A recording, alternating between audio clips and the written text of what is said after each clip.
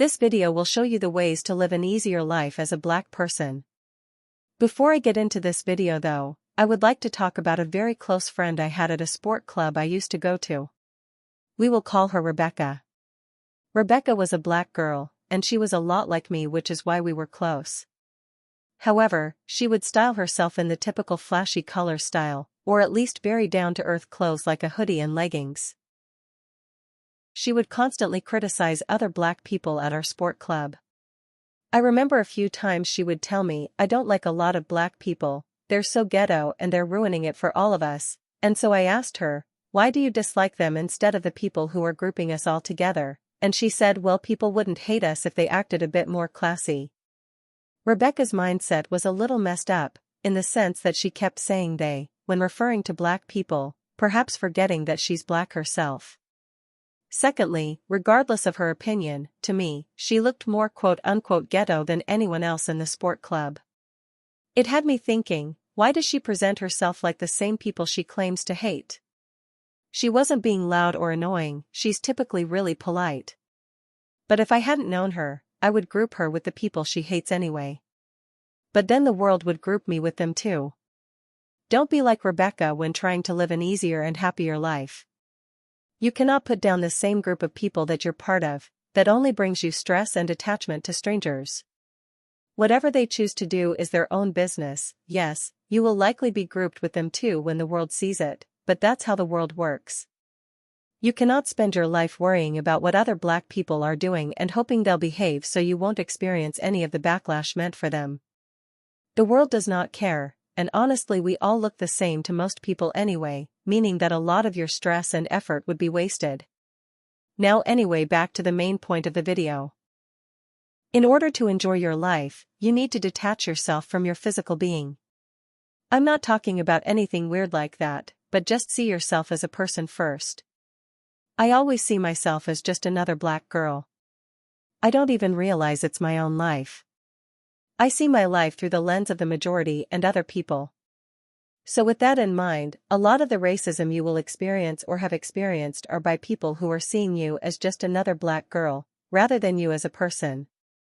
This allows me to not be so hurt by racism and stuff. I have made a rule with myself that as long as what you experienced is not physical, I mean pushing, kicking, throwing things or spitting, you do not need to feel any pain for it. Very recently somebody I had been aware of was recently publicly shamed on X for a post they had made.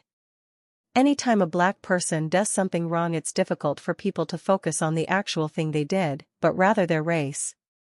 And so in venting frustrations towards this person and their family and trying to track them down, they ended up insulting a lot of other black people and their families too. For example, a rather famous person joined in on the hate towards the person and made fun of their physical appearance, said something about their hair and comparing it to the devil or similar.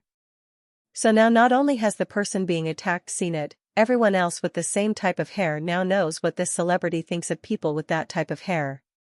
I had a choice of sitting and being hurt, or hoping for the black person's safety for if they did manage to track them down. I picked the second option, though it wouldn't guarantee anything. A few days later I somewhat forgot about the situation until one night before going to bed I was reminded again, and I cried. I felt really bad for the person. However, it's likely these things will happen, you cannot save everyone in life. If anything were to happen to that specific person, I would be really affected by it. It's difficult to not be so emotionally invested when other black people are suffering, but sometimes the best thing you can do is tune out. For me, I read the top news story once every other week so I know if people are going to be angry and if I need to keep guard. That way I'm well prepared.